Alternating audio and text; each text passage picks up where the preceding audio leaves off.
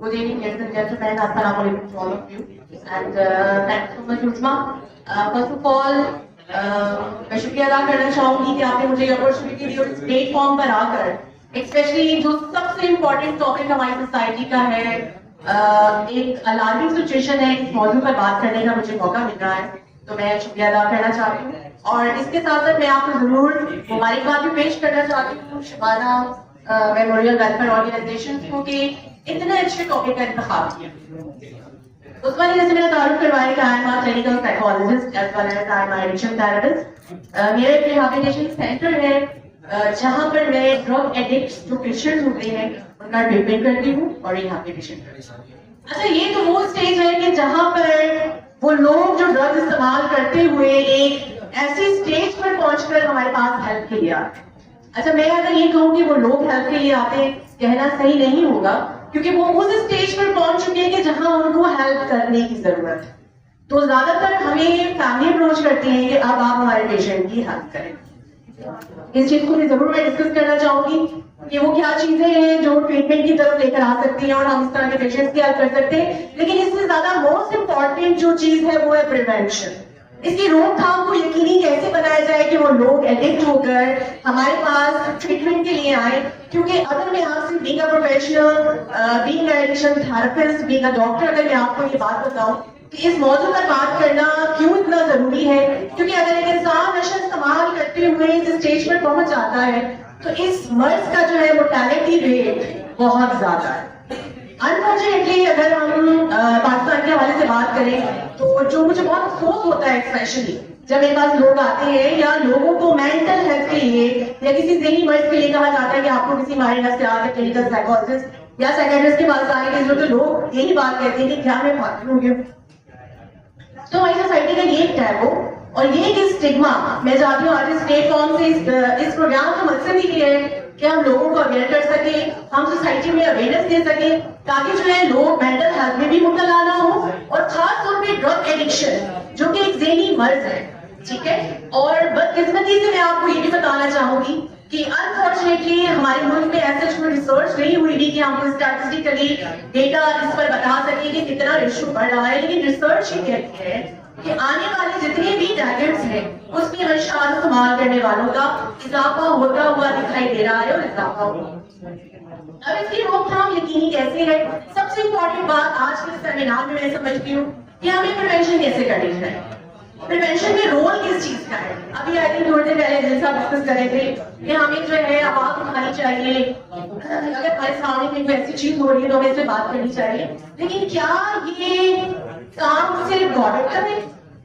क्या ये काम जो है सिर्फ हुकूमती सतह पर ही इसका इनिशिएटिव लेना चाहिए? क्या हमारी कोई जिम्मेदारी नहीं है? क्या हम रिस्पॉन्सिबल नहीं है कि हम अपनी सोसाइटी के लिए सर्व कर सके? तो इम्पोर्टेंट चीज ये है कि हमें किस तरह से इसको लोगों तक पहुंचाना है. उसमें सबसे पहले ये बात मैं समझती हूँ कि बिल्कुल हमारे कंसर्न डिपार्टमेंट्स हैं, जो कानून नाफिज करने वाले इदारे हैं, जो लॉ एनफोर्समेंट एजेंसीज हैं, उनको सबसे पहले इसकी रोकथाम को यकीनी बनाना चाहिए.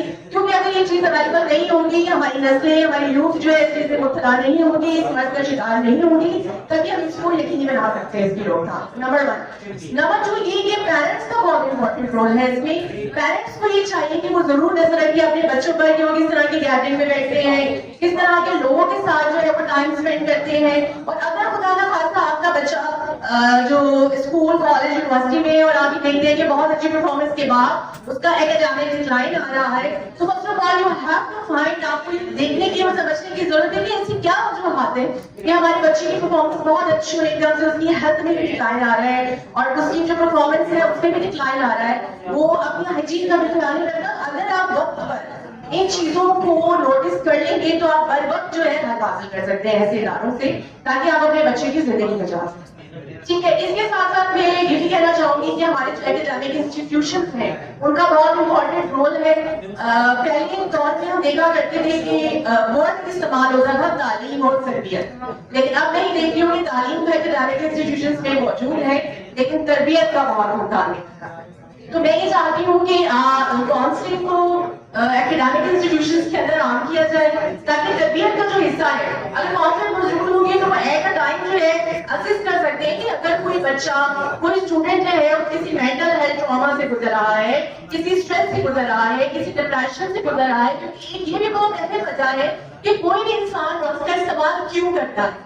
ठीक है, इन फाइंडिंग्स के ऊपर, इन वजूहात के ऊपर, इन कॉजेस के ऊपर अगर हम काम कर लें तो मैं समझती हूँ कि किसी भी इंसान को नशे के इस्तेमाल की तरफ लेके जाने के लिए हम जरूर रोक सकते हैं।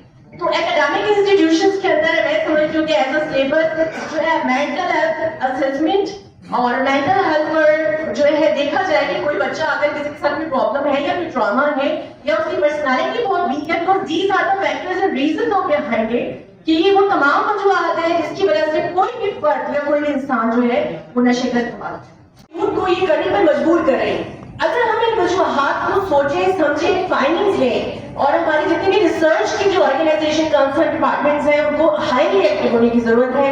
मैं समझती हूँ कि अगर हम वो अपने काम को अच्छे अंदाज से करें तो हम इसकी रोकथाम को यकीनी बनाने में यकीनन कामयाब हो सकते हैं। और अवेयरनेस जैसे कि आज का ये प्रोग्राम ऑर्गेनाइज किया गया है इस टॉपिक पर बात करने के लिए, इसके अलावा जो मीडिया है उसका बहुत इंपॉर्टेंट रोल है कि जितनी हद तक हो सकता है हमें मेंटल हेल्थ के हवाले से, हमें ड्रग एडिक्शन के नुकसानात के हवाले से जितनी भी अपनी यूथ को, हमारे नौजवान नस्ल को अवेयरनेस दे सकते हैं, क्योंकि हमें उनको रोकना है, क्योंकि कई नस्लों को बर्बाद होने से हम बचा सकते हैं थ्रू अवेयरनेस सेशन।